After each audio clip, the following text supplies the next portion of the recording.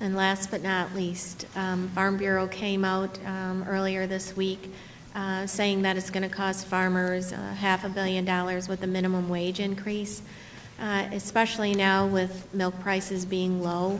We're trying to grow our #1 industry, and we don't want to do anything that's going to set them back. So could you tell me how you think our farmers are going to deal with the minimum wage increase?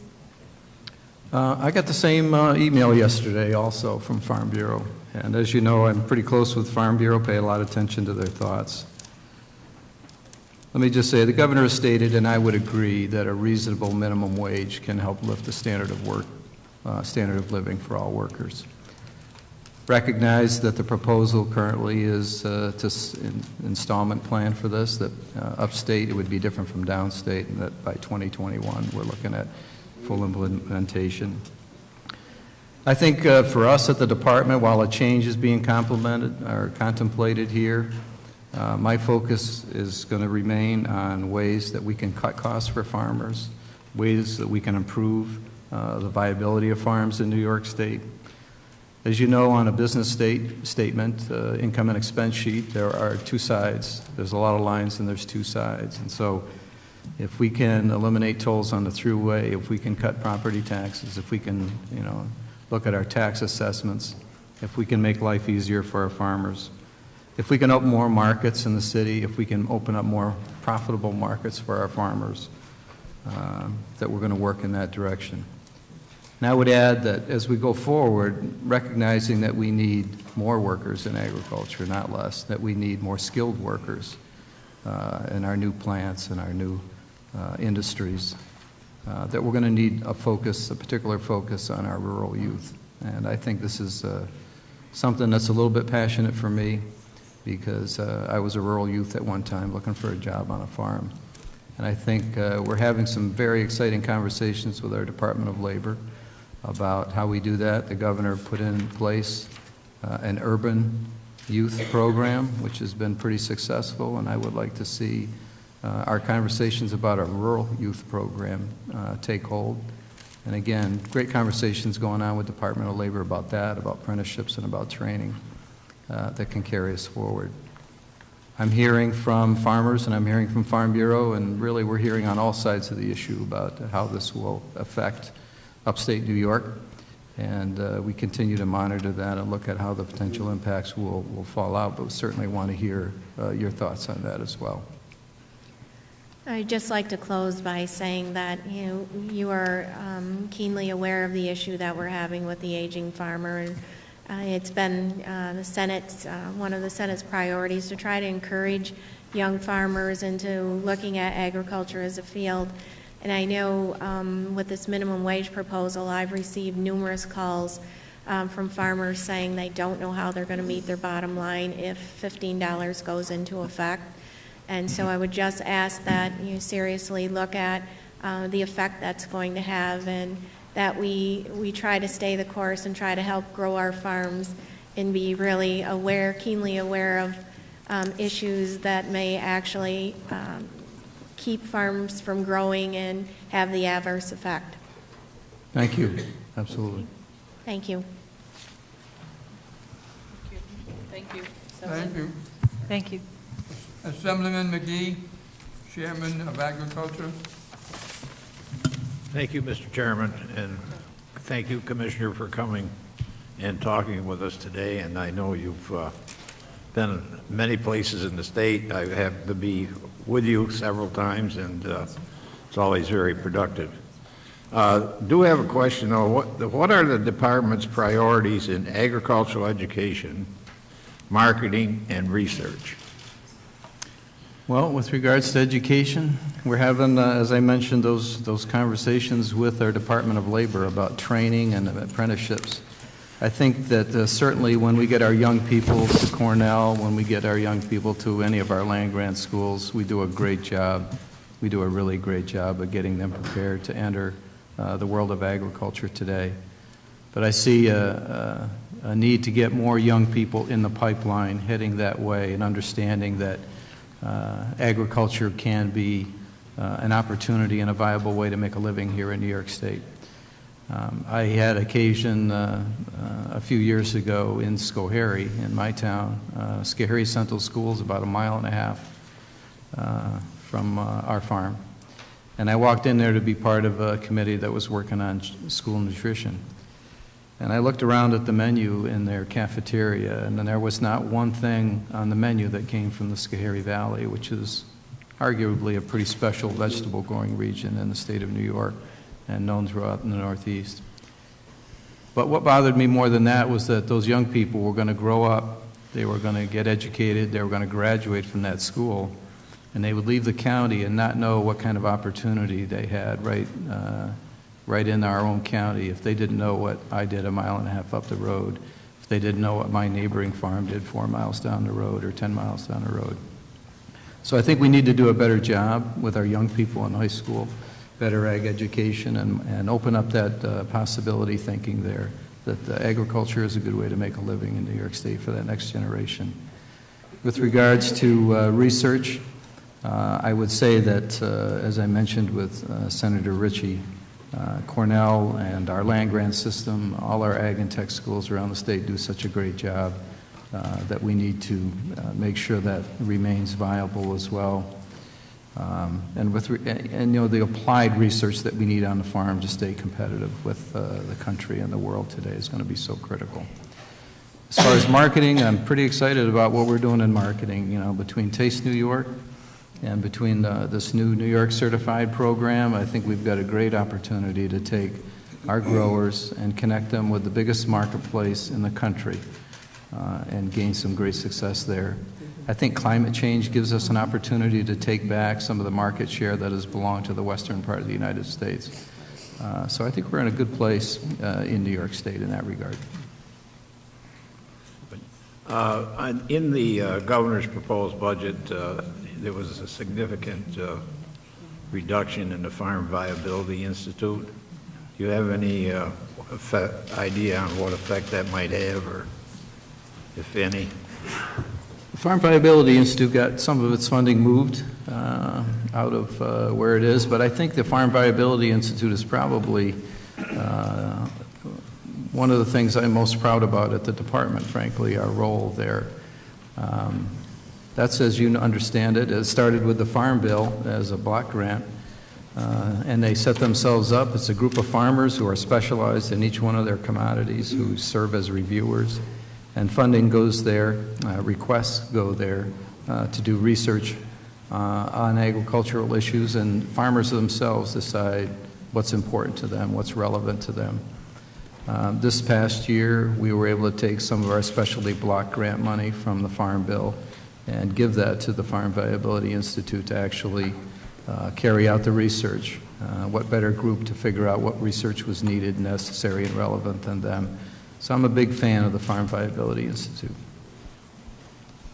Good. What is the state of the Agricultural Producer Security Program?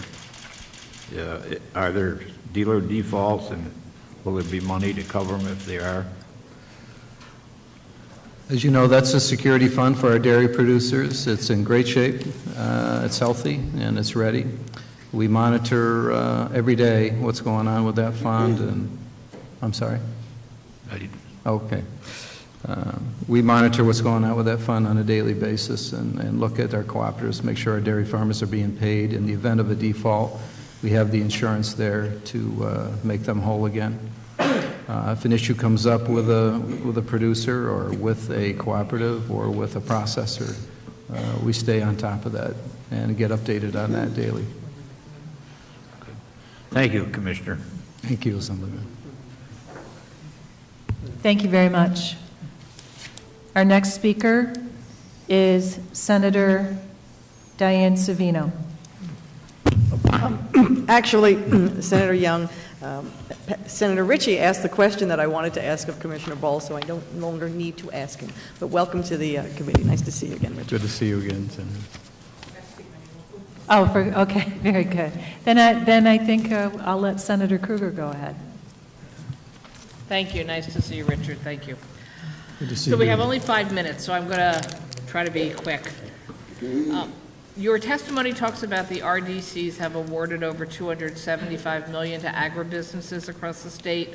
Not right now, but can you provide me a list of those grants and if there's any data yet on the effectiveness of their being used? Sure. Thank you. About, I think, 6 months ago now, you and I had a conversation about the concerns about the dying pollinators in New York State, the bee issues, the monarch butterflies, and you informed me that there was a task force that I believe you were a co-chair of that was just about to have its first meeting.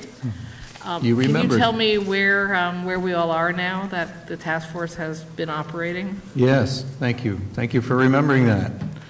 Yes, the governor charged myself and the commissioner at DEC to co-chair a pollinator task force, and we did so. We held 3 pretty significant meetings at the department, and we took in reams of paper of comments via email from their constituents, from the people that were there. We brought in the beekeeper community, we brought in our honey producers, we brought in our farmers, we brought in Audubon Society and Nature Conservancy, and oh my gosh, Cornell. We brought in just about everybody we could think of that had a stake in pollinator health, including our own agencies. Parks and DOT were also there because we own in the state quite a bit of land when you consider what the Thruway has, what DEC has in forests, and what Parks has. And we looked at the range of issues that are affecting pollinators. As you know, this is a nationwide concern. Pollinators do an awful lot of work in New York to pollinate our crops. And it's also a viable business on its own, just producing honey in New York State. We have an apiculture advisory committee to the commissioner that exists. They were also there. So we sat down and we listened to the wide range of issues that everyone felt were affecting pollinators. And it went on quite a lot. It was pretty extensive. At the end of the day, we have produced a pollinator plan for New York State, which consists of best management practices for our beekeepers, for landowners, for farmers, for our pesticide applicators, and for state government in its management of land. There's probably 6 or 8 issues that are very big in pollinator health. Cornell was there, and obviously we're going to need some more research on this subject. But basically, and we see this as a dynamic plan. It's been worked over. It's currently sitting on my desk. It needs to be approved by the co-chairs and then out to the committees. But what we have done is put together good management practices for all those stakeholders and things we can do quickly to improve pollinators. For example, in our state lands, one of the issues with pollinators is forage quality, the lack of good forage quality for our bees to keep them healthy. And so we're looking at ways we can manage forage on our state lands, along the Thruway, in our parks, on farms. We have CRP lands, we have buffer strips. Even in New York City, we have parks where pollinators frequently are migratory. How they can find refuge on their way from wherever they are, coming across the urban areas and continue on to where we need them. Can your office get us copies of the report, or it's not signed off on yet? Well, no, we'll absolutely do that. I appreciate that. I'm only cutting you off because I see 1 minute left for me, and I have too many questions. Okay. So last year, the state put $25 million in to protect the continuation of farmland in the Mid-Hudson Valley. Right. Has that, and then there was also some older money in ag and markets that was also released to protect and keep land in farming in New York State. Have we moved that money out? Yes, we've taken applications now in the Hudson Valley for that money, and some good news to report on that front. That Hudson Valley money was specific to that region. We did have a statewide program going on already. And I have to brag just a little bit, but last year we had 2 plans in Saratoga County that we were able to get the work done, start to finish, in a very short period of time. That traditionally took 4 years from the time of beginning to the time of end when a check actually changed hands. Those 2 farms in Saratoga this past year were done in 6 months. I think that was a little overachievement probably, but we're certainly looking at cutting the time down at least in half. and I know the clock's at 0, so don't answer, I'll just ask the question, you can follow up. Okay. Have we been able to expand the amount of New York State produce going into our school systems through your Farm to School program? Yes, Okay, we'll follow up on that one. yes, please do. Thank you. Please Thank- do. Thank you, Senator Krueger. Thank you, Commissioner. Assemblywoman Russell. Thank you, Mr. Chair, and welcome, Commissioner. It's great to see you again. Great to see you. Thank you. I really enjoyed your testimony, and as the chair of the Assembly's Task Force on Food, Farm, and Nutrition, you and I have had several discussions about moving a number of these initiatives ahead. Before I focus on one particular issue, I'd first of all just like to start off by saying that the relief from throughway tolls for farmers that was put in the budget, that's really not maybe part of your testimony, it's in another block. It certainly helps agriculture, and I was very happy to see that we're still trying to make progress in that area, as I live pretty far distance away from major markets, and so transportation costs are always a concern for my farmers, and the throughway tolls are a component of that. I was also happy that you touched on the need to look at the farming industry, maybe specifically when we talk about the minimum wage increase. Many of us are concerned about the impact of a minimum wage increase on specific sectors in our communities, such as the not-for-profit community, and I would hold our farming community up in the same regard as a level of concern that I have in implementing the increase in minimum wage, which I wholeheartedly support. But your remarks that maybe we should look at ways that we can ensure that they are able to support that type of wage are encouraging. Looking at the tax structure that our farmers have, they're essentially supporting our school districts in many parts of the state, and also perhaps some energy cost programs, things like that may be able to impact the bottom line of our farmers so that they can attract the workforce that they need, not just for now but for tomorrow. But in addition to that, I'd like to delve into a couple of areas that I think intersect that have to do with education and marketing, and that and also manufacturing, value-added processing in our ag industry. And I thought maybe I would start off by asking if the criteria for the farm-to-school grants that were awarded in the current year's budget that we're in, would the criteria change? It was my understanding that those grants were for staff members to really kind of get schooled up on, so to speak, on how to integrate more local products into their schools, and also equipment upgrades. Is that what we envision for this pot of money? And also some clarifications. I see in my briefing material that it's a proposal for $250,000, and your testimony, I think, said $350,000. Right. On the last point first, Yes. We're going to take $100,000 out of our specialty block grant money at the federal level to boost that up a little bit more. Okay. Yeah, I think initially we were thinking, how can we make farm to school work better in school districts? We have some just glaring examples of great things that have happened around the state, and they've largely been successful because a group of school districts got together and figured out how to buy together and buy quantities together. And then farmers were able to respond by shipping larger quantities, more significant quantities, more efficient quantities to a distribution point where they were then relegated where they needed to be. So initially we envisioned that as a great way to help particularly upstate school districts that were rural in nature to better take advantage of farm to school. That was our vision. We had the grants fully subscribed this year, and we are going to look at a slightly different criteria as we go forward. There are needs in the kitchen. There are skills that need to be taught in the kitchen again in our schools.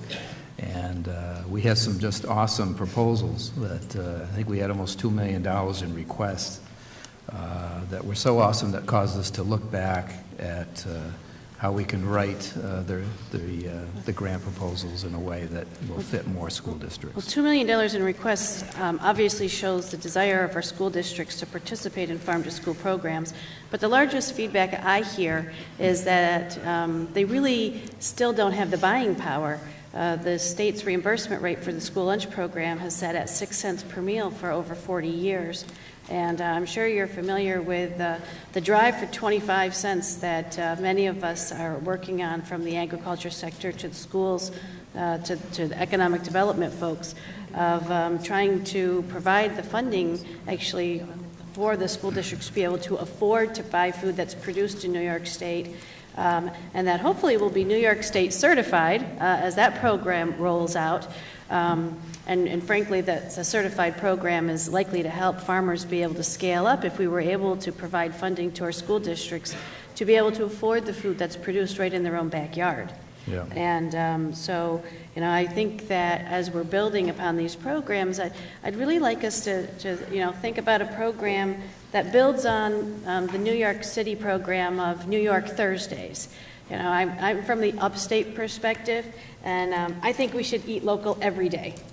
And so, providing that ability for our schools to actually afford to buy the products and to stimulate the economy as a result. I mean, if you're only buying New York products, it's going to a New York business that then has the ability to reinvest. And with a relatively, as we're talking about markets, our school district should be seen as a market, not just a place where we need to educate our children about agriculture, but as a market, and to get them hooked on the taste of our fresh New York products at the school level, and then as they grow to adulthood. And I know my time is up, but I wanted to circle back that, you're doing this education component and you're providing the support to agriculture, and, we're looking at school children as a market and our schools as a market. This is really an economic investment that we would be looking at, because it would have such a transformational impact that I know the governor has been supporting throughout the ag sector in New York State. That, I have one business alone that's got a $20 million project in the queue that would only be able to impact a very small amount of, of the 1.7 million food lunches that are served in this state. So the economic opportunity is, I think, probably the place we put this, but in cooperation with all your programs. Thank you. Thank you. Thank you. Thank you. Thank you. I'd like to go next. And Commissioner, you and I have known each other a long time. We worked together when I was chair of the Senate Agriculture Committee. I grew up on a farm. You know how important agriculture is, not only to my Senate district, but the entire economy of New York State, because of what we're able to produce and grow and create jobs and prosperity through agriculture, and all the things that we do.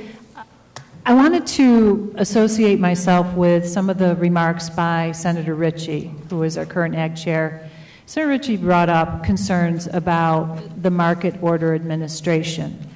And I appreciated your response very well. I know you have worked well with Empire State Development, as you also rightly pointed out, that producers have part of their gross profits fund this research and marketing that goes on. And so there's a little bit of trepidation, I think, not only within the legislature, but also within the agricultural community about what this would mean, because of the traditional role that ag and markets has had on these issues. And I would just ask that we have further conversations about this particular proposal, number one. Absolutely.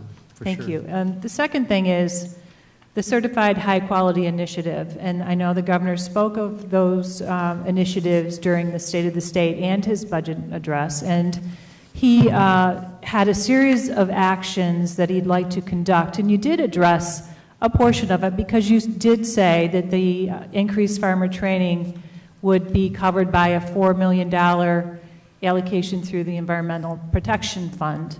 But there are a series of other actions that the governor has proposed, such as developing a good agricultural practices certified seal to signal proper environmental practices, develop an ad campaign to promote the seal, develop enforcement mechanisms for the program, increase monitoring, inspections, testing capacity of the state. We'll work with regional economic development councils to invest in food hubs. We'll invest in farmers opting to convert to organic grain production. And Division of Budget has stated that there's no additional funding for these undertakings, which is why it's not included in the state budget. However, when you go through this list, it suggests that there will be expenditures that will be necessary in order to implement such a program. So my question is, what resources will be used then, if there's nothing included in the state budget, in order to implement the governor's proposal? Sure. Thank you. Great question. As you identified, there's basically 5 tenets to this program, and you ticked them off very well. There is some money. We have about $6 million to move this project forward, and you mentioned the $4 million in the EPF. This is aimed at environmental management plans for our farms. Basically, what this brand will mean when people see this brand is that the farm employed good agricultural practices. That's a USDA certified thing. That means the farm has trained its workers in hygiene, that their water has been tested, that there's a cold chain from the field to the consumer. Good agricultural practices is a bona fide, audited, accredited item, and training for that is what we already do at the department.